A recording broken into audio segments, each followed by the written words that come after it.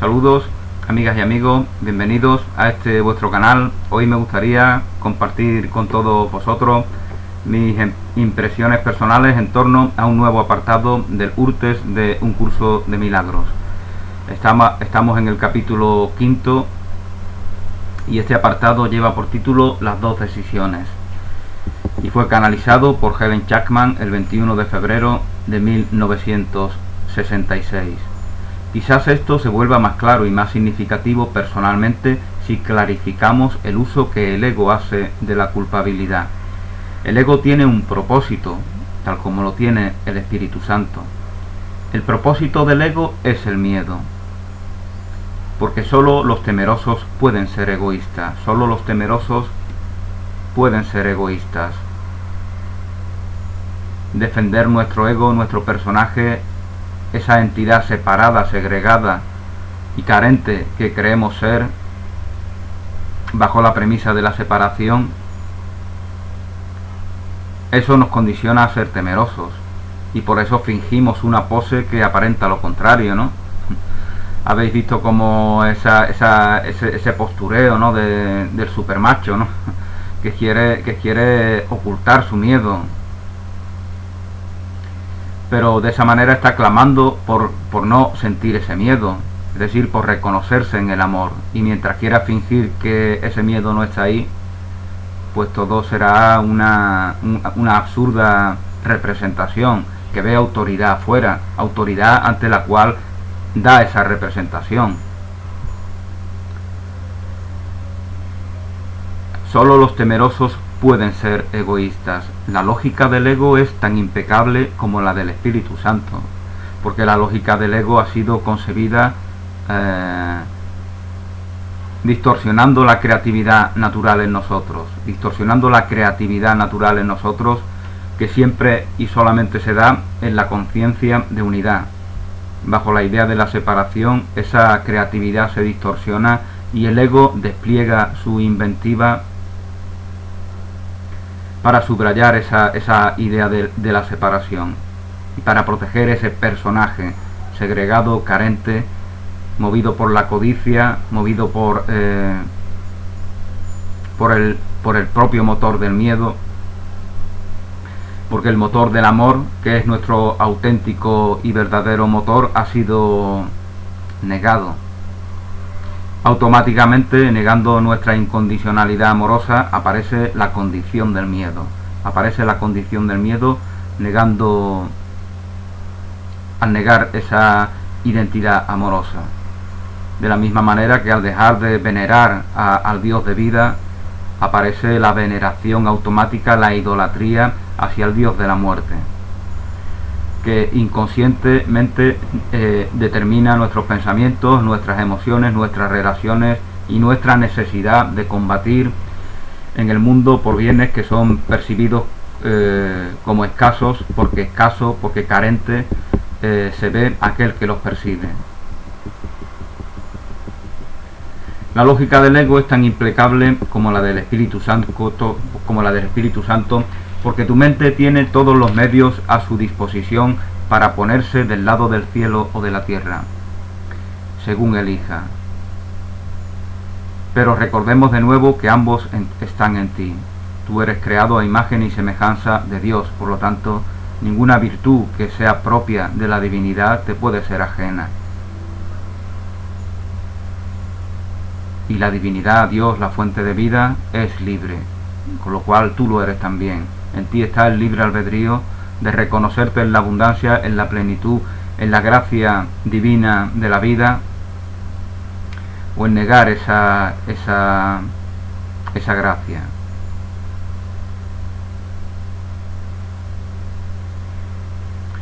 En el cielo no hay culpabilidad. En el cielo no se concibe la idea de la culpa, porque la idea de la culpa es la negación del cielo, la negación del reino de Dios que está en ti. En el cielo no hay culpabilidad porque el reino se alcanza mediante la expiación que lo crea en ti. La palabra crear es apropiada aquí. La expiación crea el cielo en ti. Y la palabra crear es apropiada aquí porque una vez que lo que tú has fabricado es deshecho por el Espíritu Santo, el bendito residuo es restaurado y por lo tanto continúa creando. Lo que es verdaderamente bendito es incapaz de promover culpabilidad y debe suscitar la alegría. Esto lo hace invulnerable al ego porque su paz es inexpugnable. Es invulnerable a la ruptura porque es total. La culpa siempre es disruptiva. Cualquier cosa que engendra miedo es divisoria, porque obedece la ley de la división. La premisa de la separación determina que todo se dé bajo esa premisa. La premisa de la separación es la premisa de la escasez, porque la conciencia de la abundancia es la conciencia de la unidad. Si el ego es el símbolo de la separación, también es el símbolo de la culpabilidad. El ego simboliza la culpabilidad. La culpabilidad es más que algo ajeno a Dios. Dios, la divinidad, la fuente de vida, la incondicionalidad del amor, no concibe la culpa, porque la culpa es la negación de ello. Es decir, el no reconocimiento, el no ser receptores de la herencia de Dios, que es esa incondicionalidad del amor, que es esa expansión de la creación. La culpabilidad es más que algo ajeno a Dios, es el símbolo del ataque a Dios. No solamente es algo ajeno a Dios, sino que es el símbolo del ataque a Dios. Si te sientes culpable, estás atacando a Dios en la ilusión de que Dios puede ser atacado.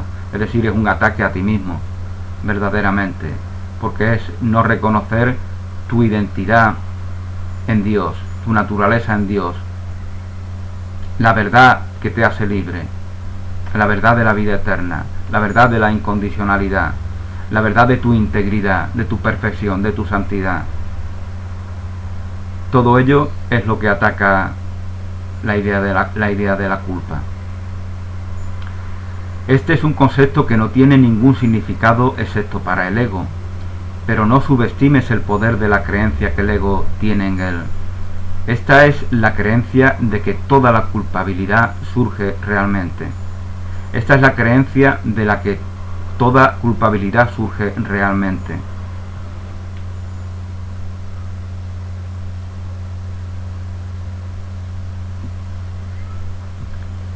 No subestimes el ego. El ego da origen a un impresionante mundo de conflicto, de carencia, de mendicidad, de autodestrucción.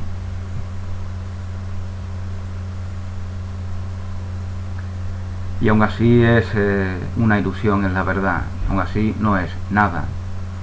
Es lo que necesitamos ser cuando no nos reconocemos en nuestra incondicionalidad, en nuestra plenitud. Es algo que automáticamente se activa, como el piloto automático de los aviones o de otros vehículos. Se activa automáticamente.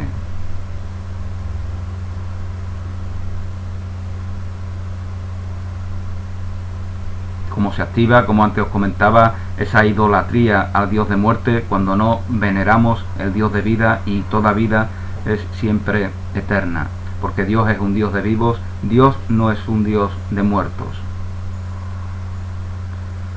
El ego es la parte de la mente que cree en la división. Pero ¿cómo puede una parte de Dios separarse ella misma sin creer que le está atacando a Él?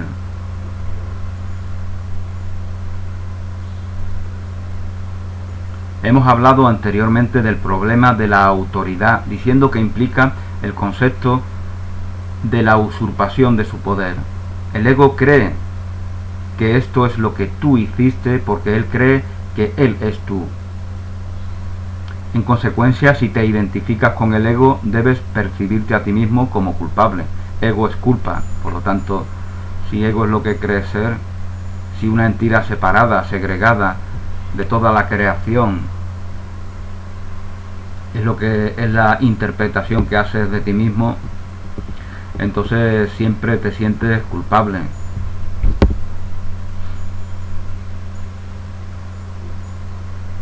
Te puedes autoengañar y fabricar un personaje que aparentemente sea consistente en un mundo de combate, de lucha por bienes que interpretamos como escasos, en un mundo en donde creemos necesitar pisotear a nuestros semejantes para ir trepando a puestos relevantes, en un mundo en donde creemos necesitar ser testigos de la miseria, de la ignorancia y del fracaso de nuestros hermanos y hermanas para creernos triunfadores.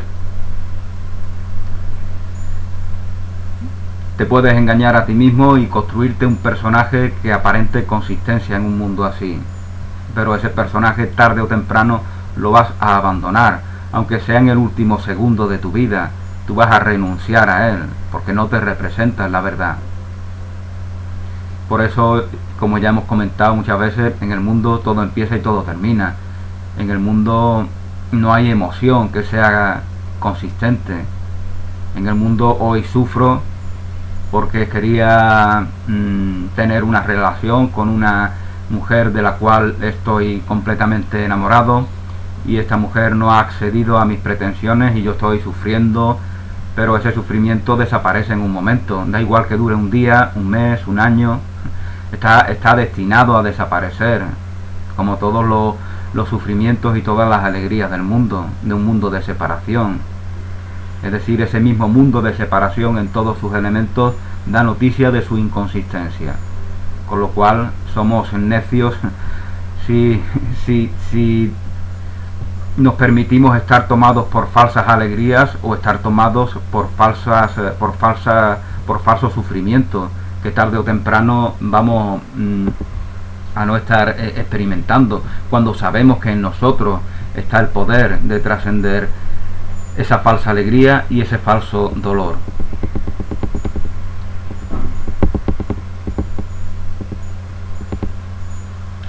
El no reconocer la autoridad de la fuente de vida que está en nosotros determina que cualquiera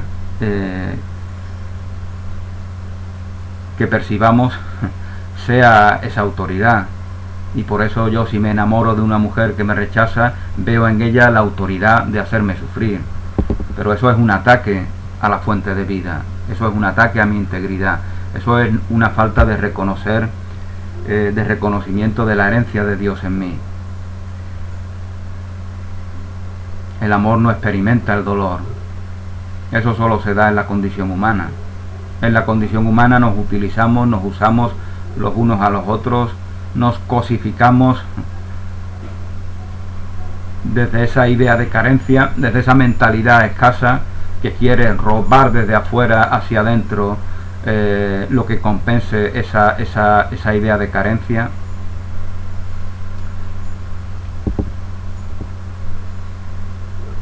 Bueno, pues se nos decía que si te identificas con el ego, debes percibirte a ti mismo como culpable.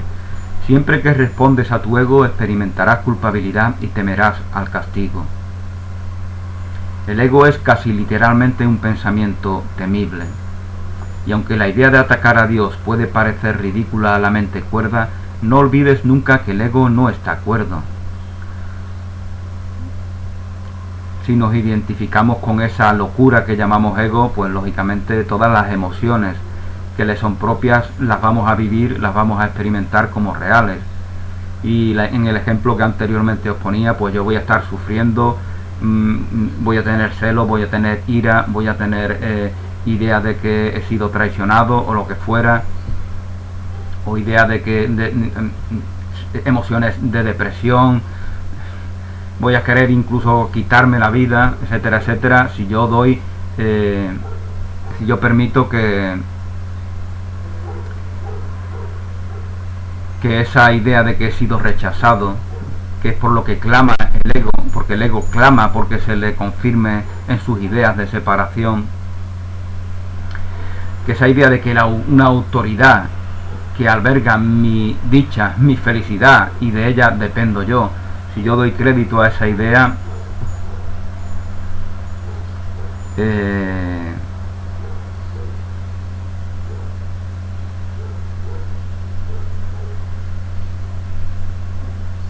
estoy dando crédito a la locura de negar, de no reconocer la única cordura que, como su etimología indica, es la salud del corazón. La cordura es la salud del corazón, y esa es la única cordura.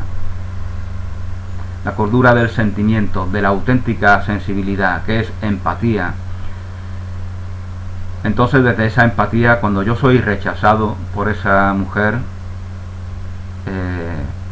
lo que hago es aceptar el aprendizaje que se me da. Lo que hago es aceptar, reconocer y aprender esa enseñanza. No soy dueño de nadie ni de nada. Todos somos la obra de Dios, todos estamos en los brazos de Dios, y a Él le servimos en nuestra vida. De Él informamos cuando nos reconocemos en nuestra auténtica identidad. Informar de Él es informar del amor, de la plenitud, de la belleza, de la integridad, no del sentirme víctima de algo. Cuando me siento víctima de algo, de una mujer que me rechaza, pues simplemente estoy manifestando que no la veo con amor, que no la considero con amor, que no la amo.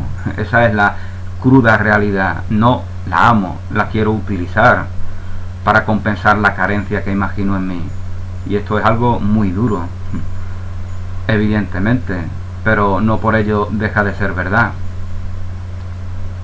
Esto, lógicamente, el ego, esto mismo el propio ego va a intentar utilizarlo para arraigar la culpa, ¿no? Pero si eso es lo que hacemos, es que no estamos recibiendo la enseñanza disponible.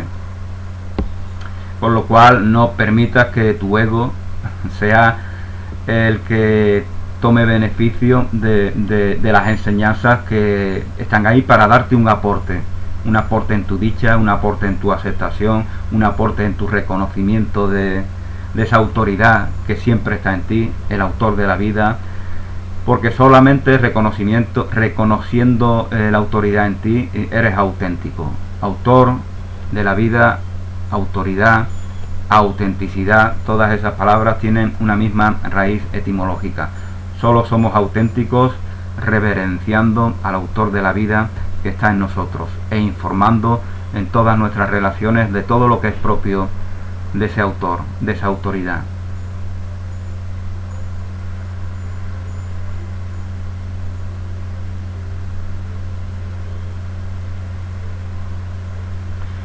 El ego representa un sistema ilusorio y habla por él. Oír la voz del ego significa que crees que es posible atacar a Dios. Crees que tú has arrancado una parte de él. Esto, en consecuencia, genera la clásica imagen del miedo a las represalias de lo externo, porque la severidad de la culpa es tan aguda que debe ser proyectada. La severidad de la culpa es tan aguda que debe ser proyectada.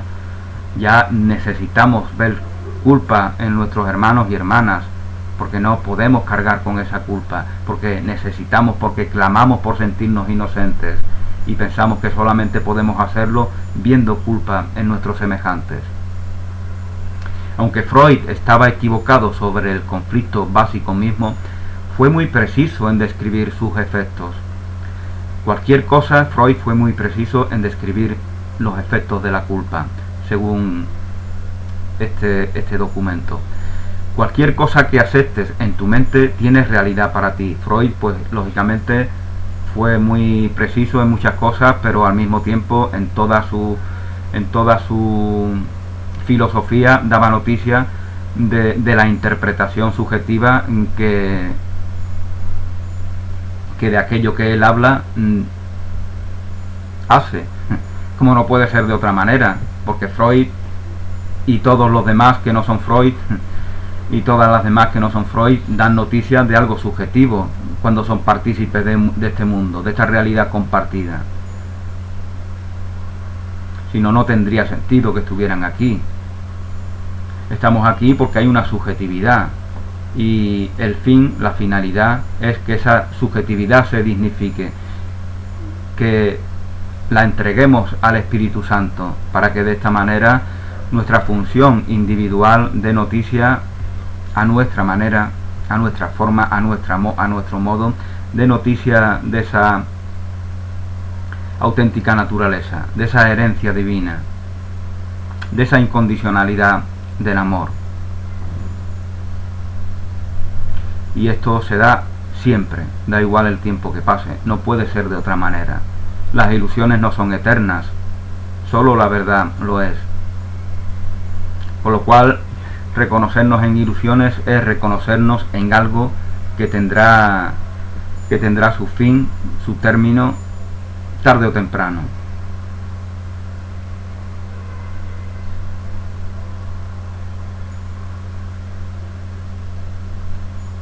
Cualquier cosa que aceptes en tu mente no tiene realidad para ti, en esa mente separada. Sin embargo, es solo tu aceptación la que la hace real. Tu aceptación de cualquier ilusión hace que esa ilusión tenga visos de realidad, que sea partícipe de un mundo iluso, y de esa manera tú eres partícipe igualmente de ese mundo ilusorio. Siendo tú misma, Helen, siendo tú misma un ejemplo extremo de disociación, debieras tener pocos problemas en entender que es perfectamente posible no aceptar lo que está en nuestras mentes. Si entronas al ego en tu mente, el hecho de que lo hayas aceptado o permitido entrar construye tu realidad. Esto es porque la mente, tal como Dios la creó, es capaz de crear realidad. Dijimos, es capaz de crear realidad. O bien expandimos nuestra naturaleza, o bien en una ilusión creamos algo que niegue esa naturaleza. Ahí está nuestro libre albedrío. La vida sin libertad no tiene sentido. Tú eliges tu realidad, tú eliges en qué inviertes. Inviertes en los mensajeros del amor, de la dicha, de la plenitud, de la abundancia. Pues eso tiene unas consecuencias inevitables en tu vida y en la realidad en la cual te desenvuelves, y eso afecta a todos y a todas de una manera misteriosa y milagrosa. No porque tú tengas potestad sobre ellos. Nadie tiene potestad sobre nadie. En la verdad, solo la autoridad, la fuente de vida, tiene potestad sobre todos. Negando esa potestad, pues lógicamente ya nos imaginamos que cualquier elemento tiene autoridad sobre nosotros.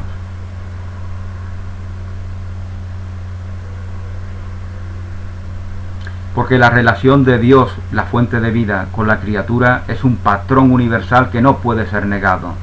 Podemos imaginar que lo negamos, pero al negarlo lo recreamos en un mundo de carencia. Es decir, el patrón de relación de Dios contigo no lo puedes negar. Puedes creer que lo niegas y de esta manera lo recreas en una realidad a la cual da origen la idea de la separación, que es la idea de la carencia.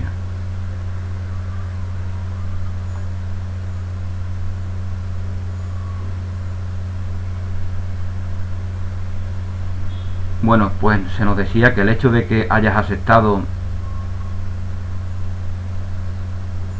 entrar al ego en tu mente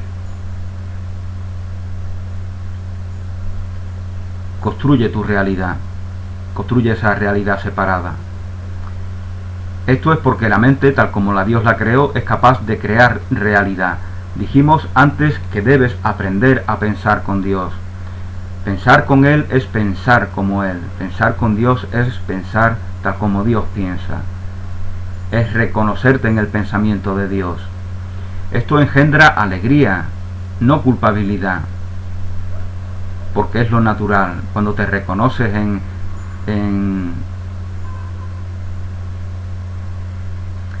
que esas autoridades ajenas son ficticias, cuando reconoces que solo la autoridad de Dios tiene potestad sobre ti, esto es una bendición. Cuando te responsabilizas de tu vida, pues sabes que puedes construir una vida plena, auténtica, que no depende de nada azaroso, que no depende de ninguna autoridad ajena. Y esto lo ves como una bendición, no lo ves como una responsabilidad opresiva. porque ya reconoces el sentido de la vida, reconoces el valor de la vida,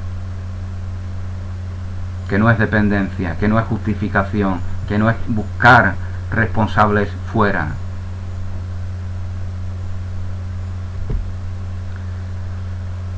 Esto engendra alegría, no culpabilidad, porque es lo natural. Esto es lo natural. Pensar como Dios. La culpabilidad es un signo seguro de que tu pensamiento no es natural. El pensamiento pervertido siempre estará acompañado de culpabilidad, porque es la creencia en el pecado. El pensamiento pervertido es la creencia en el pecado. El ego no percibe el pecado como una falta de amor, lo percibe como un acto positivo de agresión. Esta es una interpretación necesaria para su supervivencia. El ego busca supervivencia, no una vivencia super, sino la supervivencia. El ego se cree amenazado permanentemente y por lo tanto el ego es reactivo. El ego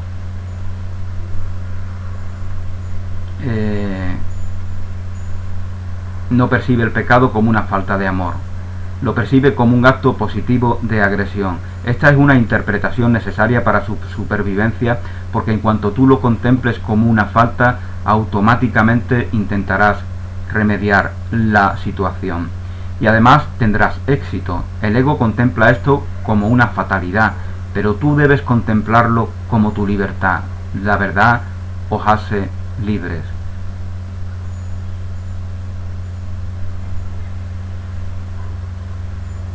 La mente sin culpa no puede sufrir.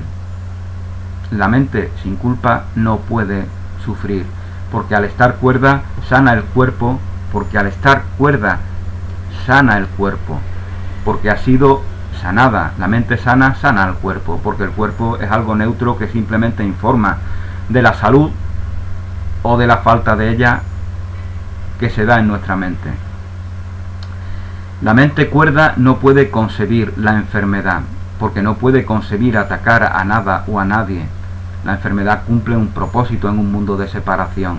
La enfermedad no tiene propósito alguno en la verdad, en el reino de Dios. Dijimos anteriormente que la enfermedad es una forma de solución mágica. No quiero ir al trabajo, no quiero ver a tal persona, temo determinada situación. La enfermedad es una aparente salvaguarda de todo ello. Enfermo y me libero de aquello que temo. Pero si no lo temiera, no necesitaría clamar por algo que me libere de ello, sino que lo aceptaría como situaciones de aprendizaje. Entonces, la enfermedad solamente nos da un aporte en un mundo de separación, es decir, nos determina a verlo como nuestra realidad. La enfermedad es una defensa contra la verdad, como bien se nos dice en un curso de milagros. Al mismo tiempo, como se nos dice en libros como por ejemplo La enfermedad como camino, ya la enfermedad se convierte en aquello que nos informa de lo cual tenemos que aprender, y por lo tanto no es algo que, si nos sentimos enfermos, y en este mundo de separación todo el mundo está enfermo, todo el mundo tiene algún tipo de achaque, ¿no? Esto en ese mismo libro del cual hablaba, La enfermedad como camino, se informa de que en cierta ocasión hicieron un trabajo en una fábrica con los obreros sobre la salud y vieron que todo el mundo, todos tenían algún tipo de enfermedad. Entonces la salud íntegra no se da en un mundo de separación. Es decir, todo el mundo padece algún tipo de enfermedad y por eso necesita reinterpretar el valor de esa enfermedad para recibir las enseñanzas que como herramienta esa enfermedad les pueda proveer. Es decir, hemos convertido la negación, la defensa de la verdad, la hemos convertido en una herramienta que cumple un propósito. Esto la mente del ego, como intenta simplificarlo todo y solamente reducirlo todo a una definición excluyente. La mente del ego intenta reducirlo todo a una definición excluyente. Por lo tanto, esa mente del ego no puede comprender lo que estamos diciendo. No puede comprender cuando los místicos orientales del hinduismo, por ejemplo, hablan de las múltiples interpretaciones del Bhagavad Gita, ¿no? De cómo puede ser interpretado como un tratado de estrategia militar, o cómo puede ser interpretado como una filosofía de liberación de los apegos. Y el mismo libro sirve para todo ello y para otras muchas cosas. Y todas las interpretaciones, todas las definiciones son válidas.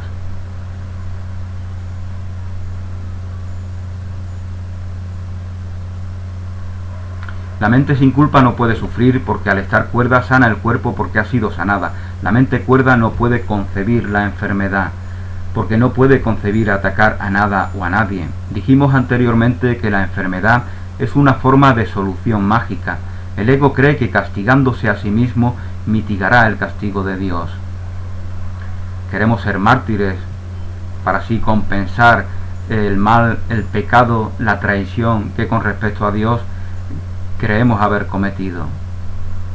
Pero ese deseo de querer ser mártir, de automortificarnos, de rendirle culto al sacrificio, da noticia del propio ego. Da noticia de la culpa y del arraigamiento que esa culpa tiene en nosotros. El ego cree que castigándose a sí mismo mitigará el castigo de Dios, pero todavía incluso en esto es arrogante. Le atribuye a Dios el intento de castigo y después asume este intento como su propia prerrogativa. Me castigo a mí mismo y niego esa prerrogativa en Dios, ¿no? Me imagino un Dios castigador y luego me castigo a mí mismo para que Dios no me castigue. Eso es arrogancia. Arrogancia inconsciente, pero arrogancia a fin de cuentas. Intenta usurpar, por eso digo que siempre es lo que decimos siempre, ¿no? Este mundo de separación se niega a sí mismo en sus propias ideas. Evidencia su falsedad en sí mismo. No hace falta ni siquiera apelar a Dios, a la integridad, a la congruencia. Ni siquiera hace falta eso para que este mundo de separación evidencie su falsedad. Y un entendimiento natural es consciente de ello. Es decir, un entendimiento que no ha sido aprendido por ese mundo, que no ha sido concebido por ese mundo. Un entendimiento falso, un entendimiento que emana de un mundo de ilusión, un mundo de separación, lógicamente no te permite entender nada que no sea ese propio mundo de ilusión, que es interpretado como verdadero. Entonces, con ese entendimiento no se sale de ese círculo vicioso, de esa insatisfacción permanente, de ese repetirse una y otra vez en todo tipo de fracasos mundanos.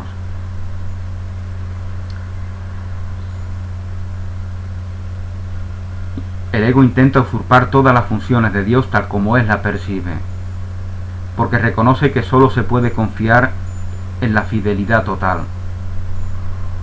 El ego no puede oponerse a las leyes de Dios más de lo que tú puedes, pero puede interpretarla de acuerdo a lo que Él quiere, tal como puedes hacerlo tú. Esa es la razón por la que hay que responder a la pregunta ¿qué es lo que quieres?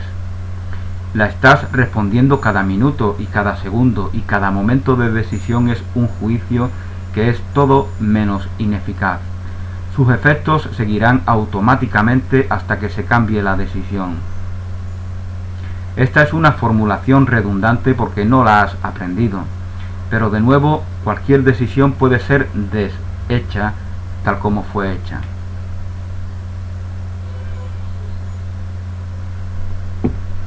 Pero recuerda que las alternativas son inalterables. Tanto el Espíritu Santo como el ego son decisiones. El Espíritu Santo es una decisión. La bondad, la belleza, la integridad, la plenitud, la reverencia al Dios de vida, la incondicionalidad del amor, la expansión de la creación.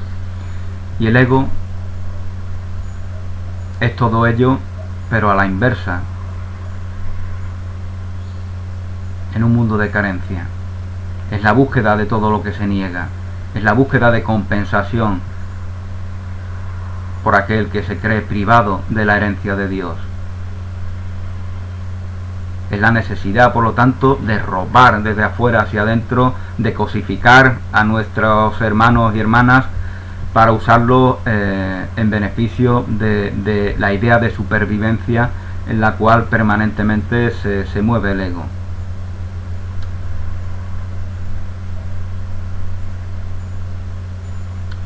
Tanto el Espíritu Santo como el ego son decisiones. Juntos constituyen todas las alternativas que tu mente puede aceptar y obedecer. El ego y el Espíritu Santo son las únicas elecciones de las que dispones. Dios creó una y por eso no puedes erradicarla. Tú has hecho la otra decisión, porque en ti está la potestad de inventarla. Tú has hecho la otra, por eso sí puedes. Solo lo que Dios ha creado es irreversible e inmutable. Lo que tú has hecho siempre puede cambiarse, porque cuando no piensas como Dios, no tienes realmente ningún pensamiento en absoluto. Cuando piensas en la casa de la ilusión que niega la casa de la verdad, no tienes pensamientos verdaderos en absoluto. Es lo que antes a lo que antes nos referíamos hablando de las emociones. Cómo son temporales, cómo estoy sufriendo, porque me han echado del trabajo, porque me han ofendido, porque mi novia me ha dejado, y esa emoción está destinada a desaparecer. Pues los pensamientos mundanos son exactamente igual. No se mantienen, no tienen consistencia, no son verdaderos. Como Dios no tienes realmente ningún pensamiento. Cuando no piensas como Dios, no tienes realmente ningún pensamiento en absoluto. Las ideas ilusorias no son pensamientos, pero puedes pensar que crees en ellas. Pero estás equivocado. La función del pensamiento viene de Dios y está en Dios. Como parte de su pensamiento no puedes pensar aparte de Él. Tus pensamientos separados dan noticia de que no estás reconociéndote en el pensamiento de Dios, que es el único pensamiento. El pensamiento irracional es un desorden de pensamiento. Dios mismo ordena tu pensamiento porque tu pensamiento fue creado por Él. Los sentimientos de culpa son siempre un signo de que no sabes esto. También los sentimientos de culpa dan noticia de que no te estás reconociendo en el pensamiento de Dios. También muestran que crees que puedes pensar aparte de Dios y que además quieres hacerlo. Todo pensamiento desordenado es asistido por la culpa en su comienzo y sostenido por ella en su desarrollo. La culpabilidad es incansable para aquellos que creen que ordenan sus propios pensamientos.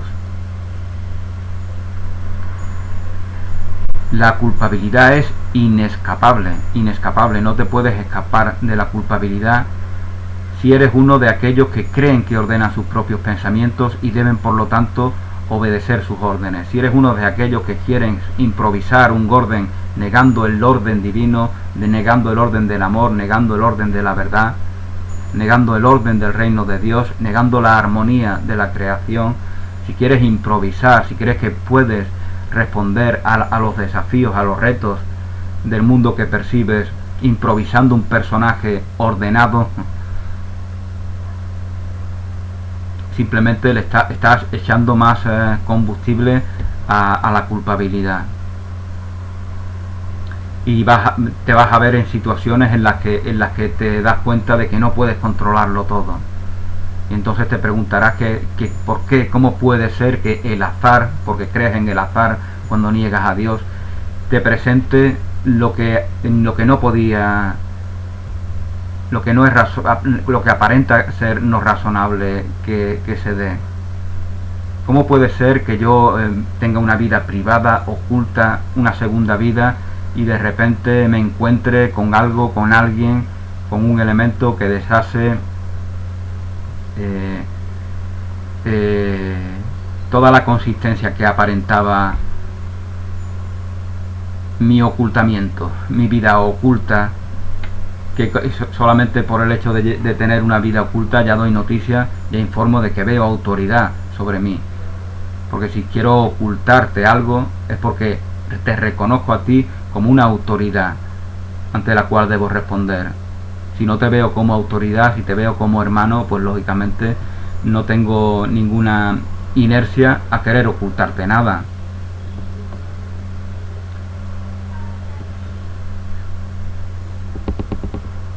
La culpabilidad es inescapable para aquellos que creen que ordenan sus propios pensamientos y deben por lo tanto obedecer sus órdenes. Esto les hace sentirse responsables de sus errores mentales, sin reconocer que al aceptar esta responsabilidad están realmente actuando irresponsablemente. Nos creemos responsables de ese orden que queremos improvisar, y esta falsa responsabilidad da noticia de que estamos actuando irresponsablemente. Porque la responsabilidad, nuestra única responsabilidad, es reconocer la autoridad en nosotros, la autoridad del autor de la vida, la autoridad de la fuente de vida.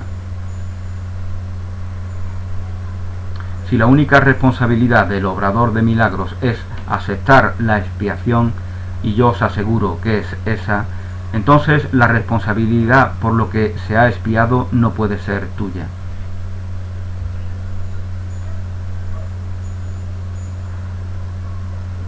Esta contradicción no puede ser resuelta excepto si acepta la solución del deshacer. Tú serías responsable por los efectos de todo tu erróneo pensar si éste no pudiera ser deshecho. El propósito de la expiación es conservar el pasado solo en su forma más purificada. Al final solamente se recuerda el amor.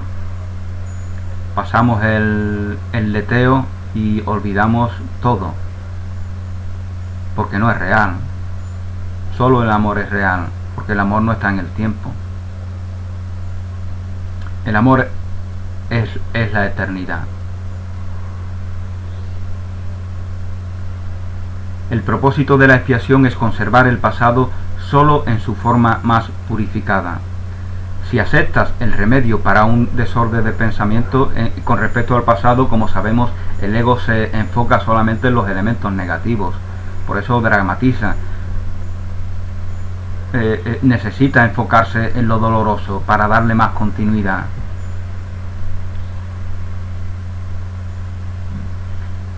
Ya poníamos alguna vez el ejemplo, ¿no? Si comemos 500 veces ensaladilla en un bar y la 501 enfermamos porque la mayonesa está en mal estado, el ego nos va a decir que durante años recordemos en la 501 y que olvidemos las 500, y con todo detalle recordaremos esa experiencia dolorosa que tuvimos cuando enfermamos porque tomamos ensaladilla en mal estado, y no consideraremos ni valoramos las otras 500 veces en la cual disfrutamos gozosamente de ese alimento. Así es el ego. Necesita magnificar lo que es solamente uno con respecto a lo que es 500 que queda desechado.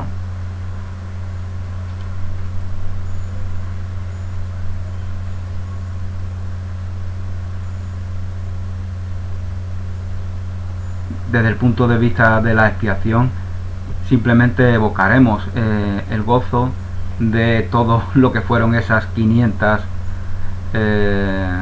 experiencias, porque solo ello es significativo para lo que verdaderamente somos.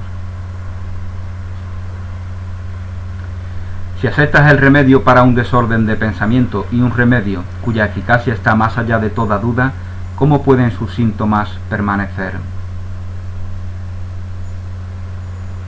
Puedes tener razones para cuestionar la validez de la cura de los síntomas, pero nadie cree que los síntomas puedan permanecer si la causa subyacente es eliminada.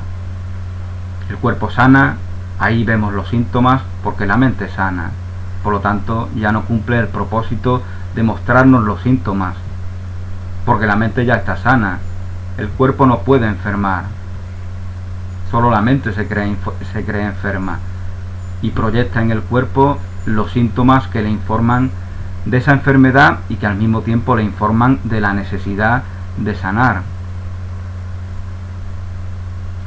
Sanada la mente, el cuerpo cambia su propósito. Ahora su propósito es informar de la salud en la cual la mente se reconoce. Es decir, ser el vehículo a través de la cual esa salud se manifiesta, se comparte, se exterioriza. Y decir salud es decir santidad, es decir pureza, es decir amor. Puedes tener razones para cuestionar la validez de la cura de los síntomas, pero nadie cree que los síntomas puedan permanecer si la causa subyacente es eliminada. Incluso desde el punto de vista médico, de la medicina convencional, un síntoma no es más que algo que informa de una enfermedad, no es la enfermedad. La fiebre paradójicamente es la respuesta del cuerpo ante un virus. Luego la fiebre no es enfermedad, es defensa contra ese virus. Es una paradoja, ¿no?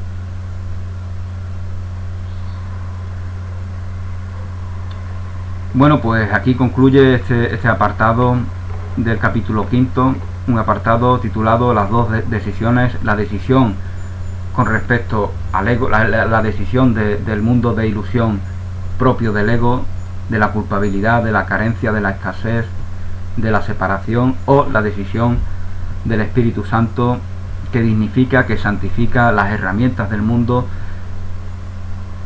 que aparentemente nos separan. Entonces elige el Espíritu Santo, elige lo que es espíritu, lo que es santidad, lo que es dicha permanente, y estarás haciendo una elección que está conforme con la voluntad de Dios, con la incondicionalidad del amor. Gracias, feliz día, un abrazo y hasta una nueva oportunidad.